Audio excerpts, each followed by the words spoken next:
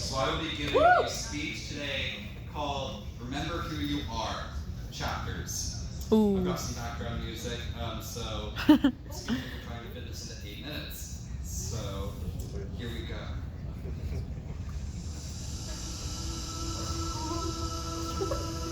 So you just had your week here at Saints and Scholars. So what? You had some good food, had fun, made some friends and memories. You may even have a spiritual experience that changed your life forever. So what? What does this mean? What does any of this mean? I've been coming to Saints and Scholars every summer since 2016, and I can say with confidence that this institute has the power to change lives, forming relationships with people and with God that stick with them throughout their high school careers and beyond. It creates networks with people across the nation, internationally even, in the spirit of Catholic community. I've seen this firsthand in my own life. Some of my closest friends are now mentors here. Heck, I took Bella to prom this past year. Aww. The point is, Saints and Scholars is most likely unlike anything you've ever experienced. Now tomorrow we unfortunately leave to go home, wherever that may be. 5 minutes from here to across the country and the world. What have you learned here? What have you come to know and recognize is true? What are you going to do with it? There is no point to this week if you do not act. Pray, learn, heal. By acting out in the world what you learn, you are doing God's work. When you live a sedentary lifestyle, not even acknowledging what you're praying, learning, healing about, your lukewarm attitude will do nothing for you. It will prevent you from being who God made you and is calling you right now to be. The saints are great examples of living this action-packed life out. Do you think it was easy for St. Francis of Assisi to say yes to God's request that he give up a future of certain success as a merchant like his father? No. But he was so overwhelmed with the love and sheer joy of God that he ran naked through the streets of Assisi. Was it easy for St. Thomas Aquinas to be locked up in a tower by his brothers to prevent him from becoming a Dominican? Absolutely not. His brothers tried on numerous occasions to tempt him with the sin of the flesh. He had to say, "Begone, thought," to a cross there. His brothers said to him to try and get him to sin. Now that takes guts to stand up to that. That's precisely what we are called to do. To say yes to God, like Mary did. Here I am, the servant of the Lord. Speak your word in me, and let your will be done. Luke chapter 1, verse 38. This retreat is powerful. There is great work to be done in the church. This institute, this gathering, this call, it gives each of us the tools and the power to change lives for Christ. It is in sharing stories of this week that will change lives, forming them to likewise become saints and scholars. From my own experience, knowing the power of saints and scholars, I know that without this presence in my life, I would be dead. My freshman year, I attempted suicide. But God spoke to me here. I heard one simple phrase in adoration back in 2016. "I am with you," he said. I heard this over and over again, but I wasn't really listening. And then they played the song "You Are Mine," where the refrain is, "Do not be afraid, I am with you. I have called you each by name. Come and follow me, I will bring you home. I love you, and you are mine." I cried harder than I ever have in that moment. I like to think of that refrain as sort of a timeline for my life to this point.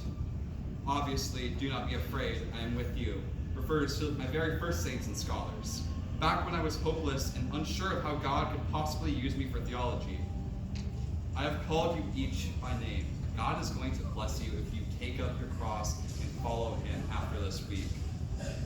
God has blessed me with being able to share my story with people who are going to listen, and it changes their lives. He wanted the story of his servant to go into the world for people. I'm living that service right now, and I couldn't be happier. He blessed my name back in January when he had me speak for 1 million people at World Youth Day, Panama for the Pope. I expressed that joy in the shirt that I wore. I wore my Saints and Scholars shirt for one simple reason. Without that t-shirt, I would not have gone to him. And I would not have the blessings that God gave me. I would be dead. Come and follow me. I will bring you home. I love you. You are mine. God has blessed me to be able to come home this fall. To come here for school. Saints and Scholars has brought me some of the biggest joys in my life, and for that, I am eternally grateful. This chapter of my life is being a participant, and this chapter in all of our lives is ending tomorrow. I can say with confidence that Saints and Scholars has been the biggest and most influential part of my life for the past 4 years. And these 5 weeks with everyone have brought so much joys in life to everyone I meet. I leave here being terrified of what tomorrow will bring. But I know tomorrow is not the end. This chapter is not the ending chapter of our book. There's no Simba climbing Pride Rock as he reclaims the throne. There's no glorious end. No Rudy gets accepted to Notre Dame moment. Unless we go out and live. In the end, there won't be a grand finale. But I can see now the light rising through the chapel windows, filling this place with God's presence. The light bringing solace, bringing peace, bringing joy to my life and to everybody here at Holy Cross.